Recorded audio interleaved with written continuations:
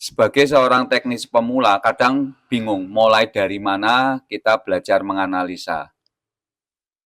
Dan sebetulnya parameter apa yang akan kita analisa supaya analisa kita tepat. Video kali ini akan menjelaskan tentang parameter yang biasa dianalisa oleh seorang teknisi. Jadi ini berdasarkan dari materi ataupun artikel dari Asus. Ini adalah artikel Asus.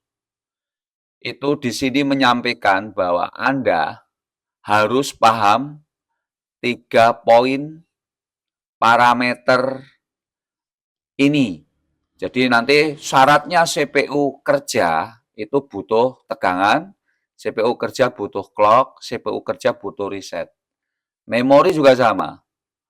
PCIe juga sama, BIOS juga sama. Artinya komponen digital yang ada di motherboard itu wajib ada 3 syarat ini, yaitu tegangan, clock, reset.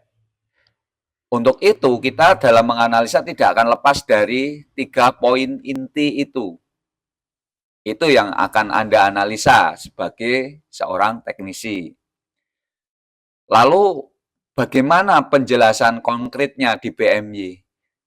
Di BMY, kita kembangkan dari yang awalnya 3 komponen utama, yaitu tegangan, clock, dan reset.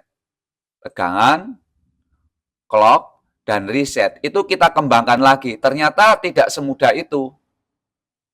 Tegangan ini akan hadir, itu membutuhkan syarat.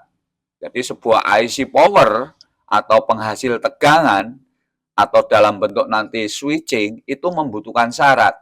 Biasanya syarat itu berasal atau bersumber dari sinyal ACPI atau yang dikeluarkan oleh microcontroller dari EC.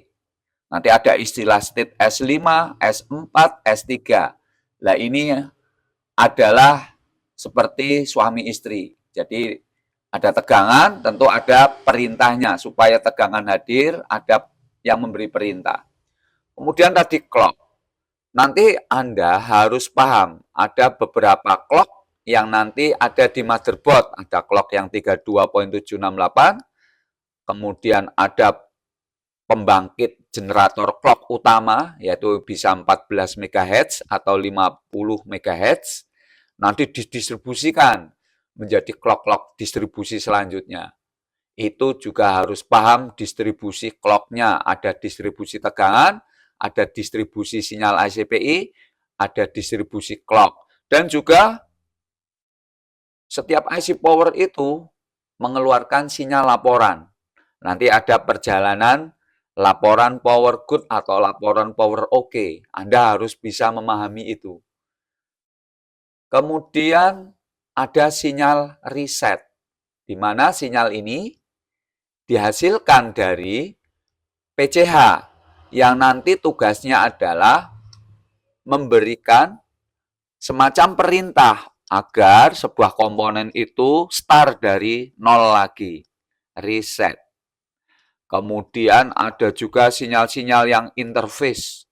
Jadi sinyal interface itu Anda harus paham bahwa setiap blok-blok ini akan terhubung antara komponen satu dengan yang lain, ada interface datanya.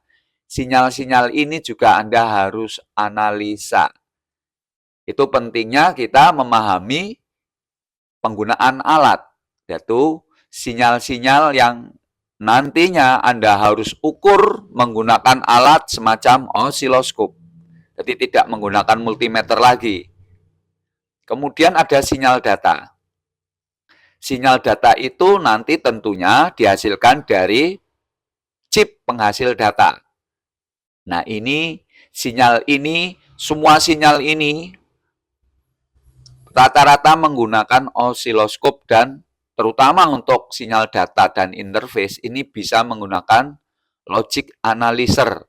Jadi Anda wajib mempunyai minimal osiloskop atau Anda kembangkan kepada logic analyzer. Dan yang terakhir adalah sistem proteksi. Jadi dari macam-macam sinyal ini ataupun dari blok tegangan itu dipasangi proteksi.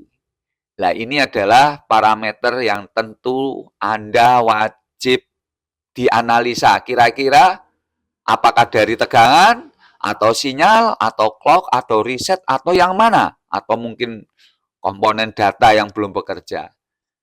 Oke, nanti kita bahas step by step-nya. Yang penting, sebagai seorang calon teknisi, analisanya cukup kompleks dan tentu harus tahu perjalanan distribusinya. Itu aja ya, mudah-mudahan bermanfaat. Thank you, thank you.